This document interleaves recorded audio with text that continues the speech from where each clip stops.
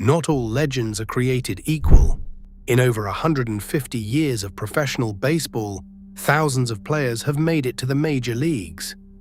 Hundreds have been called great. A few dozen have been called legendary. But within that group, there are levels. Tiers of greatness that separate the very good from the great from the legendary, and the legendary from the immortal. We are about to climb all 7 of them.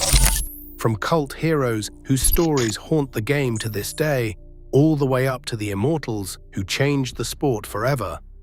Each level is higher than the last, each player more dominant, more iconic, more untouchable than the one before. Some levels have 2 players, some have 3, but every single one of them belongs exactly where they are. 7 levels, 7 tiers of greatness. One mountain, let us start climbing. Level 1, Cult Hero. The first level of baseball legend is not about championships or Hall of Fame plaques. It is about players so magnetic that fans never stop talking about them. Players whose stories are bigger than their statistics. Thurman Munson is a cult hero. The Yankees captain was the heart of the 1970s Bronx Zoo dynasty. He hit a .292 batting average in 7 postseasons. He won the 1976 American League Most Valuable Player award. He won Rookie of the Year. He won back-to-back World Series in 1977 and 1978. He was a warrior behind the plate, tough and relentless, the kind of catcher who blocked pitches with his face and threw out runners with a cannon arm. On August 2, 1979, he was practicing landings in his Cessna Citation jet at the Akron-Canton Airport when the plane crashed short of the runway. He was 32 years old. His locker at Yankee Stadium sat untouched for decades. His number 15 was retired. His teammates still cannot talk about him without their voices breaking. Pete Rose is a cult hero. Charlie Hustle played in more games, had more at-bats, and collected more hits than anyone who ever lived. 4,256 hits. He played 24 seasons with a ferocity that made every sprint to first base look like his life depended on it. He won 3 batting titles, 3 World Series, and 1 Most Valuable Player award. He broke Ty Cobb's all-time hits record on September 11, 1985, in front of a weeping Cincinnati crowd. And then he was banned from baseball for life for betting on games as a manager. The all-time hits king cannot get into the Hall of Fame. Fans have argued about it for 35 years, and they will argue about it for 35 more. But the greatest cult hero in baseball history is Shoeless Joe Jackson. Joseph Jefferson Jackson was born in 1888 in Pickens County, South Carolina. His family was so poor that he started working in a textile mill at 6 years old. He never learned to read or write. When people asked him about his lack of education, Jackson shrugged. It do not take school staff to help a fella play ball. He earned his nickname when blisters forced him to play a game in his stockings. He tripled. A fan yelled, "You shoeless son of a gun!" Jackson arrived in the major leagues carrying a 48-ounce hickory bat he called Black Betsy. The bat was hand-carved, dark as midnight, and Jackson treated it like a living thing. In 1911, his first full season, he hit .408. It is still the Cleveland franchise record. His career average of .356 is 3rd highest in history, behind only Ty Cobb and Rogers Hornsby. But what made Jackson truly special was the swing itself. His left-handed stroke was so smooth, so effortless, so mechanically perfect that it looked like the bat and the ball had agreed beforehand to meet. Ty Cobb watched Jackson and acknowledged his superior natural ability. Walter Johnson called him the greatest natural ball player I have ever seen. And Babe Ruth, the man who would become the most famous player in history, said this: "I copied Jackson's style because I thought he was the greatest hitter I had ever seen. He is the guy who made me a hitter." Think about that. The greatest power hitter in history learned to hit by watching Shoeless Joe Jackson. Then the 1919 Black Sox scandal stole everything. 8 White Sox players were accused of throwing the World Series to the Cincinnati Reds.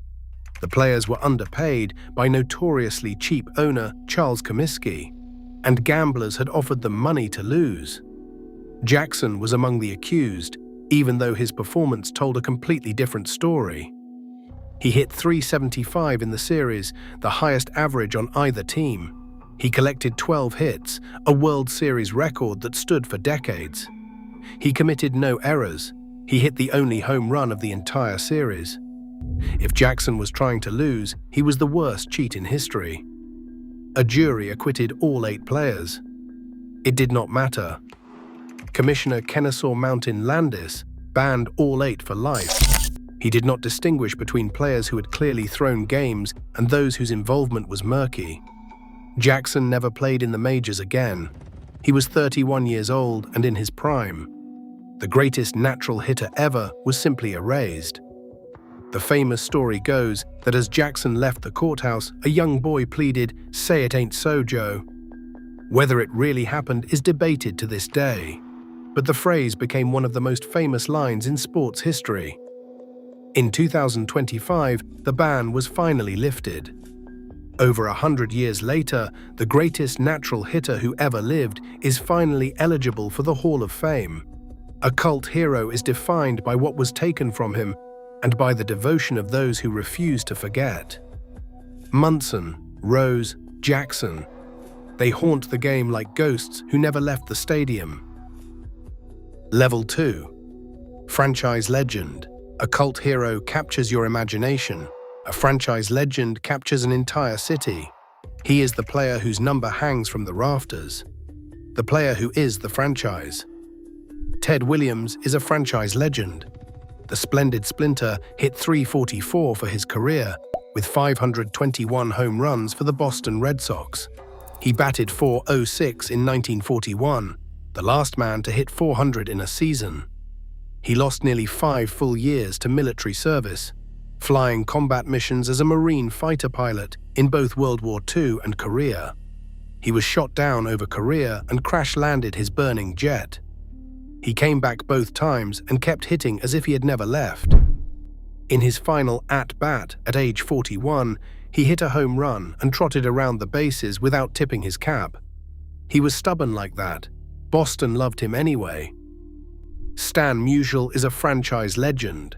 Stan the Man played 22 seasons for the St. Louis Cardinals and never once demanded a trade, complained about his contract, or caused a moment of controversy. He hit .331 with 475 home runs, collected 3,630 hits, and was named to 24 All-Star teams. He won 3 MVPs and 7 batting titles. He was so beloved in St. Louis that there is a statue of him outside the stadium, caught forever in his corkscrew batting stance. He was the most decent man in the history of the sport. He was the Cardinals. But the greatest franchise legend in baseball history is Lou Gehrig. Henry Louis Gehrig was born on June 19, 1903, in the Yorkville neighborhood of Manhattan. His parents were German immigrants. His father struggled with alcoholism. His mother cleaned other people's homes to keep the family fed. Of their 4 children, only Lou survived past infancy. Gehrig played for the New York Yankees from 1923 to 1939. He became the starting first baseman on June 2, 1925. He would not miss another game for 14 years. 2,130 consecutive games. The Iron Horse played through broken bones, back spasms, fevers, and injuries that would have sidelined anyone else. He fractured 17 bones in his hands over the course of his career. He once got beaned so badly he was unconscious for several minutes. The next day, he was in the lineup. He always was. The record would stand for 56 years until Cal Ripken Jr. broke it in 1995. He hit .340 for his career with 493 home runs and 1,995 runs batted in. He drove in 184 runs in 1931, still the American League record. He hit 47 home runs in 1927 alongside Babe Ruth on the legendary Murderers Row. He won 2 MVPs, a Triple Crown, and 6 World Series championships. He spent his entire career batting cleanup behind the most famous player alive, producing historic numbers while Ruth took all the headlines. A sports writer observed that interviewing Gehrig after Ruth was like getting excited about cottage cheese after a 5-course banquet. Gehrig never complained, he never sought attention, he just kept showing up. On May 2, 1939, Gehrig took himself out of the lineup. The streak was over. He was dying of amyotrophic lateral sclerosis, the disease that would bear his name forever. 2 months later, he stood at home plate and told the world he considered himself the luckiest man on the face of the earth. He died less than 2 years later at 37. His number 4 was the first number ever retired in baseball history. Ruth was bigger than the Yankees. Gehrig was the Yankees. Level 3, Hall of Fame monster. A franchise legend belongs to one city. A Hall of Fame monster belongs to the entire sport. His numbers are so absurd that the Hall of Fame almost seems too small. Hank Aaron is a Hall of Fame monster. Hammerin' Hank hit 755 home runs, breaking Babe Ruth's record on April 8, 1974, while receiving death threats and racist hate mail every single day. He drove in 2,297 runs, the most in history. He accumulated 6,856 total bases, also the most in history. He was selected to 25 All-Star teams, more than any player who ever lived. He never hit more than 47 home runs in a single season. He was never the flashiest player in any given year. He just never stopped producing. Relentless, consistent, quiet greatness for 23 years. His numbers are a mountain. Honus Wagner is a Hall of Fame monster. The Flying Dutchman won 8 batting titles between 1900 and 1911. Hit .328 for his career, stole 723 bases, and is still considered the greatest shortstop who ever lived. He was built like a blacksmith, with massive hands and bowed legs that made him look awkward until he started playing. Then he moved like water. In the first Hall of Fame class of 1936, he received 95.1% of the vote, finishing just behind Ty Cobb and tied with Babe Ruth. A century later, his T206 baseball card is the most valuable piece of sports memorabilia on Earth, selling for millions at auction. But the ultimate Hall of Fame monster is Cy Young, Denton True Young, known as Cy because his fastball hit a fence so hard it looked like a cyclone had struck it, pitched from 1890 to 1911. 22 seasons, 511 wins and 316 losses. Both numbers are records. Both will stand forever. To understand how untouchable 511 wins is, consider this. The last pitcher to win 300 games was Greg Maddux in 2004. The last pitcher to win even 25 games in a single season was Bob Welch in 1990. In today's game, where starters rarely pitch past the 6th inning and pitch counts are monitored like heartbeats, a pitcher winning 300 games seems impossible. 511 is not a record. It is a monument that the sport stopped trying to reach. The gap between Young and second place, Walter Johnson at 417, is 94 wins. That gap alone is larger than most Hall of Fame pitchers' entire careers. Young also threw 7,356 innings, more than any pitcher in history. He completed 749 of his 815 starts. He threw 3 no-hitters, including a perfect game against the Philadelphia Athletics on May 5, 1904. He pitched the very first game in World Series history in 1903. When he retired at 44, it was not because his arm gave out. It was because he could not bend down to field bunts anymore. And they named the award for the best pitcher in baseball after him. Every year, the Cy Young Award goes to one pitcher in each league. No other player in any sport has their name on such a prestigious annual honor. He did not just enter the Hall of Fame, He became the standard it measures everyone else by. Level 4. Record breaker. A Hall of Fame monster puts up numbers that earn a plaque. A record breaker puts up numbers that nobody can touch. Numbers so far beyond second place that they exist in their own universe. Nolan Ryan is a record breaker. 5,714 career strikeouts. The second place man, Randy Johnson, has 4,875. Ryan has 839 more. That gap is wider than most Hall of Famers' entire strikeout totals. He also threw 7 no-hitters, 3 more than anyone else in history. He threw 100 miles per hour well into his 40s.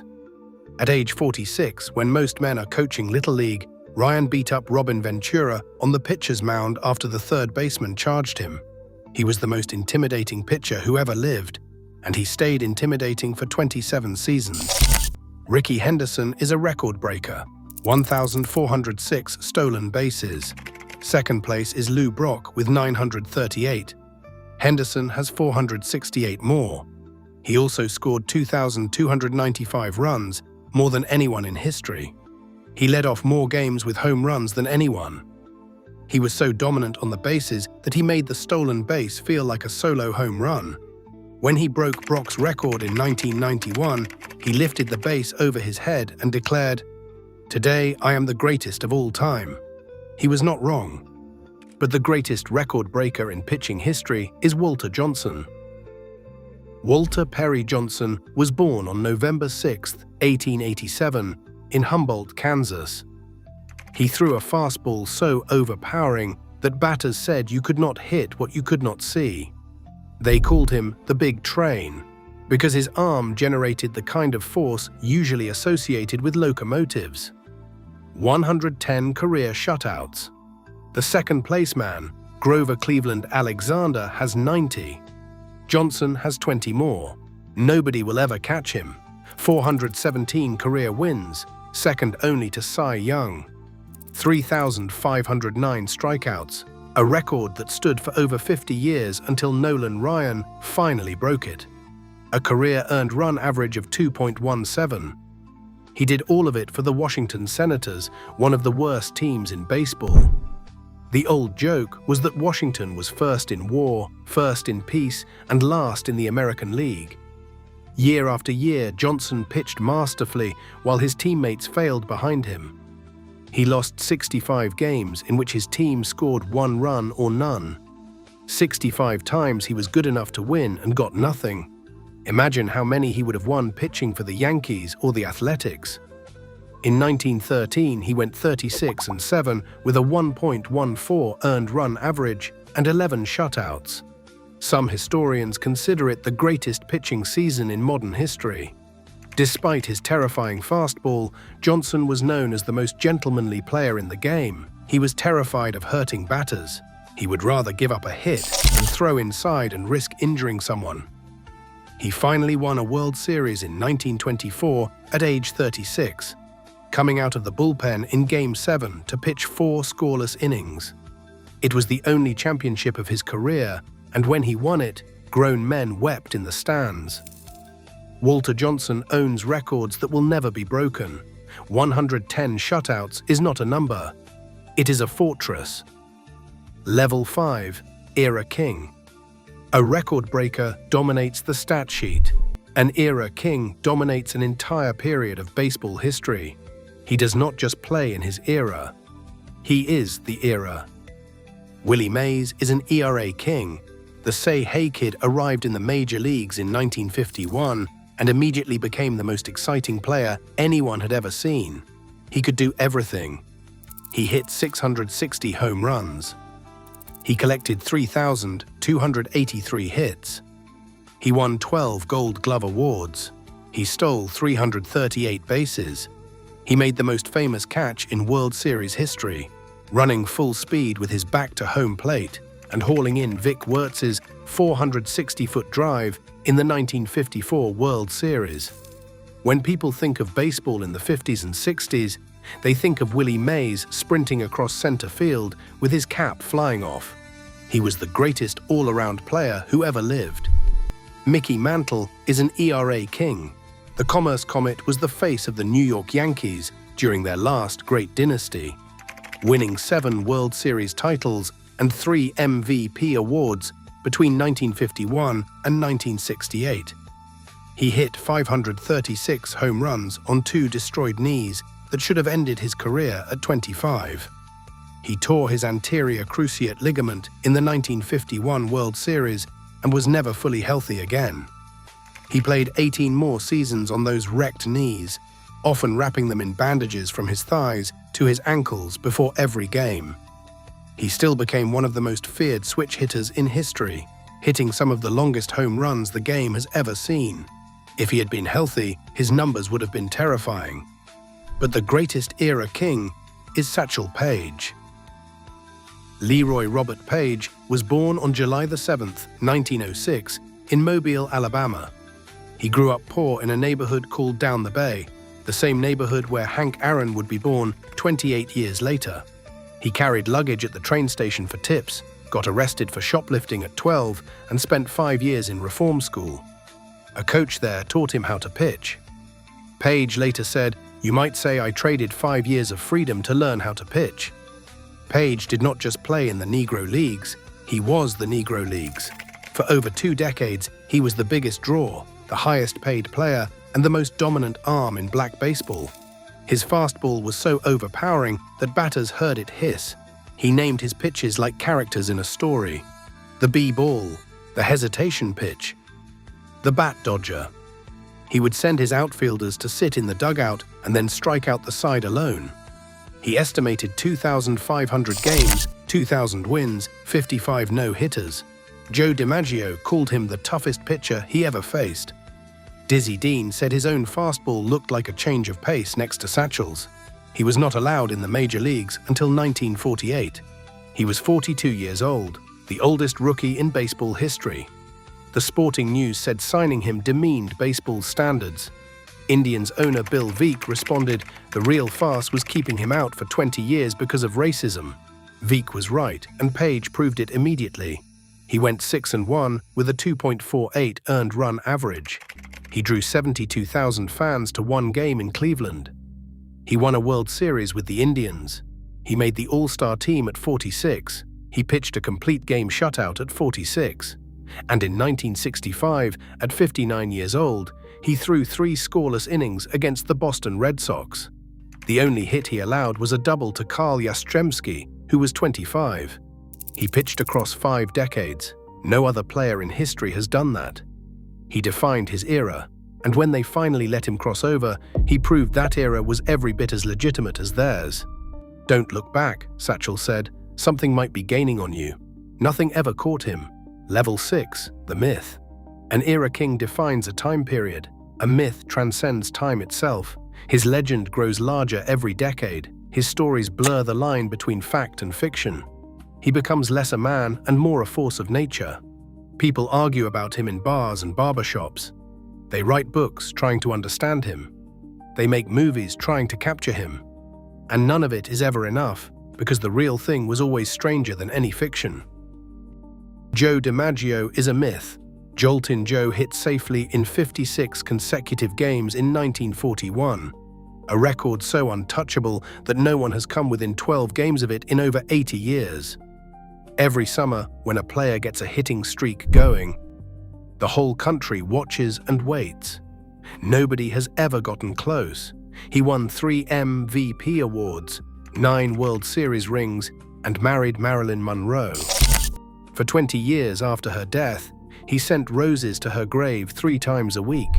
He became something beyond baseball, an American symbol of grace, elegance, and quiet dignity. Simon and Garfunkel asked where he had gone. The answer was that he never really left. He became eternal. Sandy Koufax is a myth. For 5 seasons from 1962 through 66, he was the most dominant pitcher anyone had ever seen. He won 3 Cy Young Awards in 4 years. He threw 4 no-hitters, including a perfect game. He struck out 382 batters in 1965. He refused to pitch Game 1 of the 1965 World Series because it fell on Yom Kippur. Then he retired at 30 because arthritis was destroying his left elbow. He walked away at the absolute peak of his powers. Nobody does that. The mystery of what he could have done made him larger than what he actually did. But the greatest myth is Ty Cobb. Tyrus Raymond Cobb was born on December 18, 1886, in Narrows, Georgia. His father was a state senator who told him never to come home a failure. 3 weeks before Ty made the majors, his mother shot and killed his father. She claimed she mistook him for a burglar. She was acquitted. Cobb arrived in baseball carrying rage, grief, and a determination that bordered on madness. A .366 career batting average, the highest in history.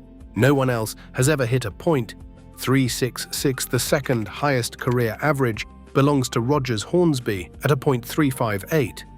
That 8-point gap might not sound like much, but in baseball terms, it is a canyon. Cobb won 12 batting titles, more than anyone who ever played. He hit over 300 for 23 consecutive seasons.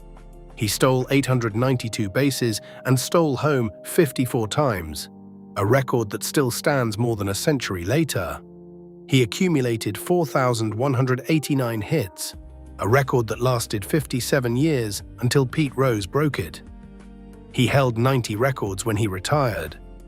When the Hall of Fame held its first election in 1936, Cobb received more votes than anyone, more than Babe Ruth, more than Honus Wagner, 98.2%.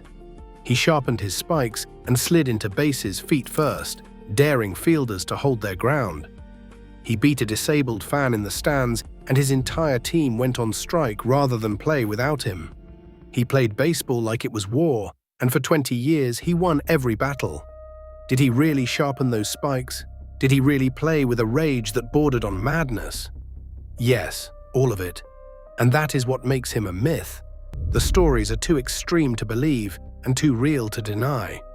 In May of 1925, at 38 years old, Cobb told a reporter, "I will show you something today. I am going for home runs for the first time in my career." He hit 5 in 2 days, 6 for 6 with 3 homers one day, 2 more the next. Then he went right back to slapping singles and bunting. He could play Ruth's game. He chose not to. Cobb is the myth because his .366 has never been approached and his legend has never stopped growing. But he is not level 7, because one man was bigger than the myth itself. Level 7, the immortal. A myth becomes larger than life, an immortal becomes larger than the sport. Jackie Robinson is an immortal. On April 15, 1947, he stepped onto Ebbets Field as a Brooklyn Dodger and broke baseball's color barrier. He endured death threats, racial slurs, teammates who refused to play beside him, and opponents who threw at his head. He responded with a Rookie of the Year award, an MVP in 1949, 6 All-Star selections, and a World Series championship. His number 42 is the only number retired across all of baseball. Every April 15th, every player on every team wears 42 in his honor.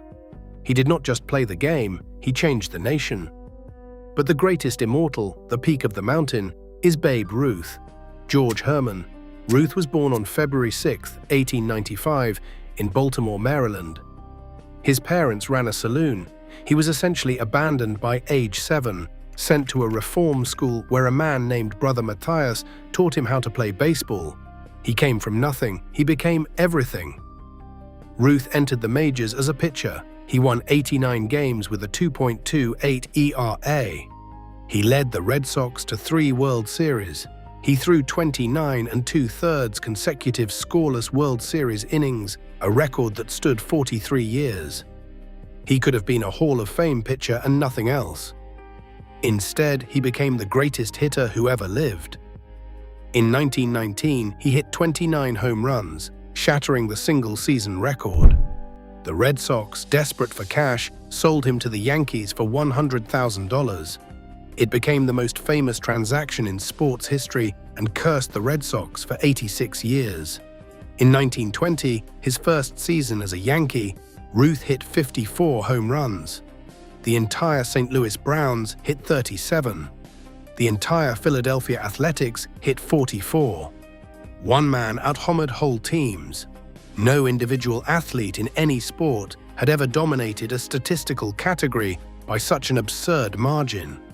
In 1921, he hit 59. In 1927, he hit 60, a record that stood 34 years. He finished with 714 career home runs, a .342 batting average, and the highest career OPS in baseball history. He led the Yankees to 7 pennants and 4 World Series titles as a hitter. On top of 3, he won as a pitcher with Boston. 7 rings total. He built Yankee Stadium. They literally called it the house that Ruth built because the old polo grounds could not hold the crowds that came to see him play. His personality was as oversized as his swing. He visited sick children in hospitals. He signed autographs until his hand cramped. He gave money to strangers on the street. People who met him once felt like they had known him their whole lives. But here is why Ruth stands alone at level 7. He did not just play baseball better than anyone. He changed what baseball is. Before Ruth, baseball was Ty Cobb's game: bunts, stolen bases, strategy, singles. After Ruth, baseball was home runs, power, excitement. 50,000 fans screaming as a ball disappeared over the fence. He saved the sport after the Black Sox scandal nearly destroyed public trust. He gave fans a reason to believe in baseball again, and the reason was a ball sailing over the wall and into the streets.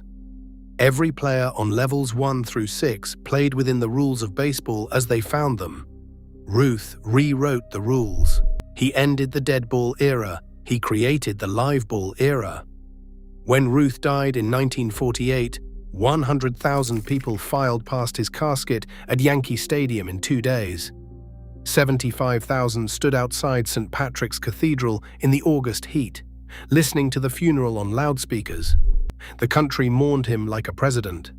No athlete had ever been honored like that before. No athlete has been honored like that since. The myth dominates the game. The immortal transforms it. The myth is remembered by baseball fans. The immortal is remembered by everyone. 7 levels, 7 tiers of greatness. Cult heroes who haunt us, whose stories we refuse to let die. Franchise legends who define their cities and carry their teams on their backs. Hall of Fame monsters whose numbers tower over everyone else in Cooperstown. Record breakers who own numbers so far beyond second place that they exist in another dimension. Era kings who ruled their time so completely that their names become synonymous with the decades they played in. Myths whose legends grow larger with every passing year, whose stories blur the line between man and something more. And at the very top, standing alone on the summit, 2 immortals who did not just play the game, they changed what the game meant. Jackie Robinson changed what America meant, and Babe Ruth changed what baseball meant. A fat kid from Baltimore who gripped the bat at the end and swung as hard as he could, who watched the ball disappear over fences nobody else could reach, who turned a niche sport into America's national pastime, who saved baseball after the Black Sox scandal and built a stadium with nothing but the force of his swing. Babe Ruth, level 7, the immortal, the peak of the mountain. Nobody has ever stood higher. Like and subscribe for more baseball documentaries. Until next time.